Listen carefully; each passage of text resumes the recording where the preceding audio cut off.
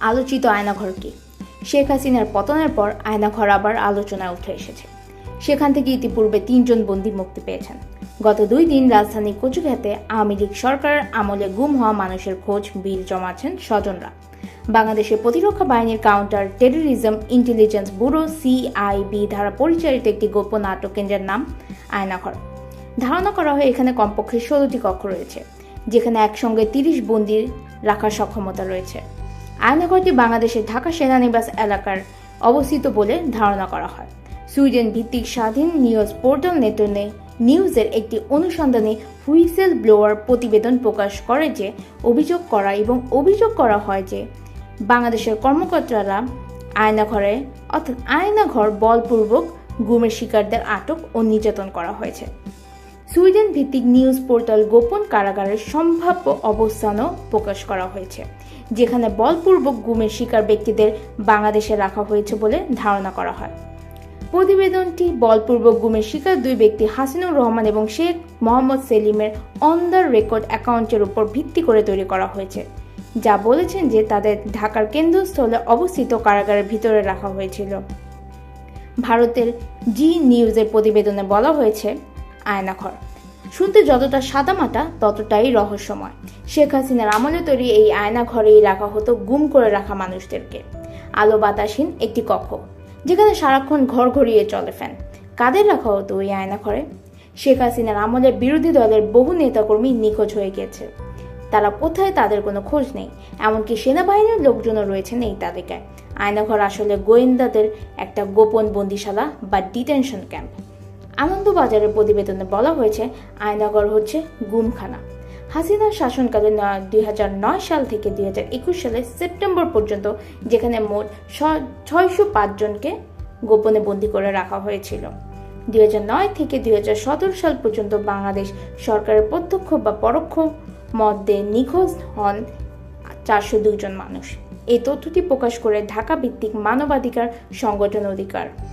2014 থেকে জুলাই 2019 সাল পর্যন্ত বাংলাদেশে 344 জন ব্যক্তি গুমের শিকার হন। তাদের মধ্যে 40 জন ব্যক্তিকে মৃত অবস্থায় পাওয়া যায়। 66 জনকে সরকারি হেফাজতে গ্রেফতার অবস্থায় পাওয়া গেছে এবং আইন ও সালিশ কেন্দ্রের তথ্য মতে 203 জন এখনও গুম রয়েছেন। যারা দীর্ঘদিন গুম থাকার পর ফিরে আসেন, তারা গুমের ব্যাপারে মৌন অবলম্বন করেন। ধারণা করা হয় এসব মানুষদের গুম করে রাখা হয় আয়নাঘরে।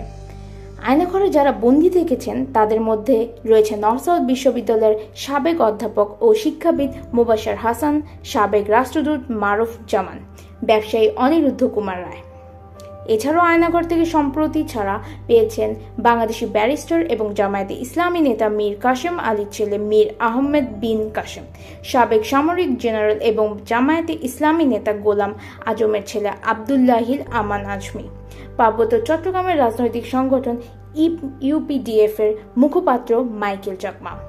এই সময় গুম হয়ে যাওয়া পরিবারের সদস্যরা মায়ের ডাক নামে একটি প্ল্যাটফর্ম তৈরি করেন।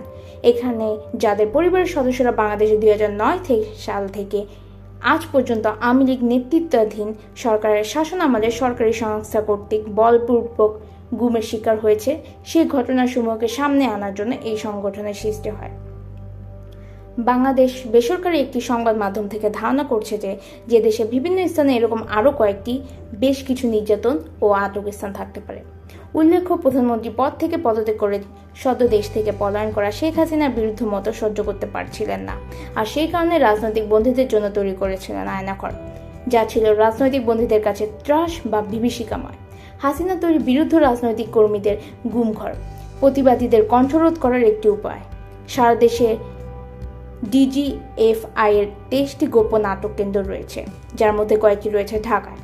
2024 সালের হিউম্যান রাইটস ওয়াচের রিপোর্ট অনুযায়ী শেখ হাসিনা ক্ষমতায় আসার বছর 2009 সাল থেকে তার পতন পর্যন্ত বাংলাদেশের 600টিরও বেশি গুম হওয়ার ঘটনা ঘটেছে। রিপোর্ট অনুযায়ী আয়নাঘর থেকে খুব কম বন্দী মুক্তি পেয়েছে, তবে কিছু বন্দীকে দীর্ঘ বিচার প্রক্রিয়ার মাধ্যমে মুক্তি দেওয়া হয়। অনেকেই আবার এনকাউন্টারের শিকার হয়েছেন। বাংলাদেশে এই জাতীয় ঘটনা তদন্ত প্রায় হয়নি বললেই চলে। আয়নাঘরে রাখা অনেকেই দিনের পর দিন অত্যাচার সহ্য করতে না পেরে মারা যায়।